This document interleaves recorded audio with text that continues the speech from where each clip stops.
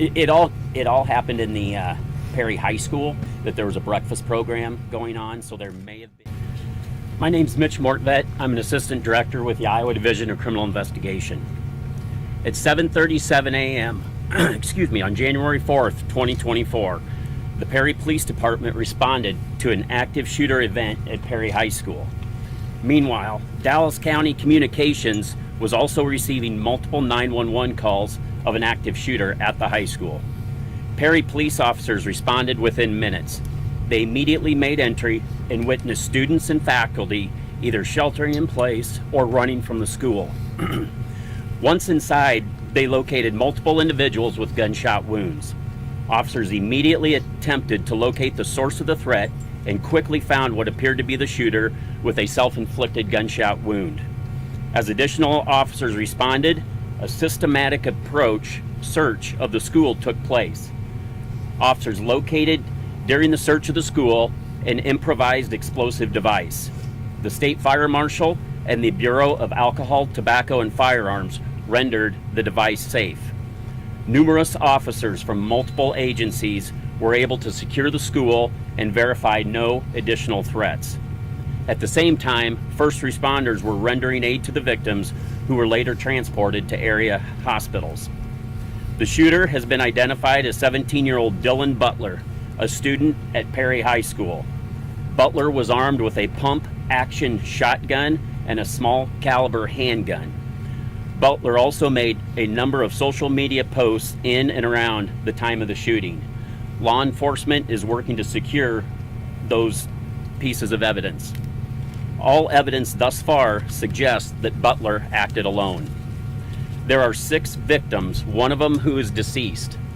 That individual was a 6th grade student at Perry Middle School. The other 5 are being treated at area hospitals. 4 of the surviving victims are students, and the 5th is a school administrator. The law enforcement response was swift and immediate. Roughly 150 officers from local, state, and federal agencies responded within the hour. The investigation in today's tragedy is ongoing. The Iowa Division of Criminal Investigation is serving as the lead investigative agency with assistance from the Perry Police Department, the Dallas County Sheriff's Office, the FBI, the ATF, and the Dallas County Attorney's Office. At this time, we will take a few questions. Mitch, Phil Jones from the Register. Yeah. I was told by the father of a student who was shot that his son witnessed Principal Dan Marburger be shot. Is he the administrator, and what is his condition? The investigation's ongoing, and we're not releasing any other names other than Dylan Butler's name at this time. Can you give us any indication as to motive for this? I know this is ongoing, but Anything into the background of him is part of the investigation, and we're obviously going to take a deep dive into that, but there's nothing that we can release at this time. Yeah, Mitch, can you give us the status of the other 5 who are in the hospital? Are they stable? Are they critical?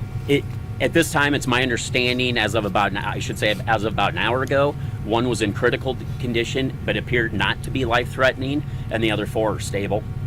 Excuse me, there's a video online. Is there any credibility to this video naming this man as the shooter?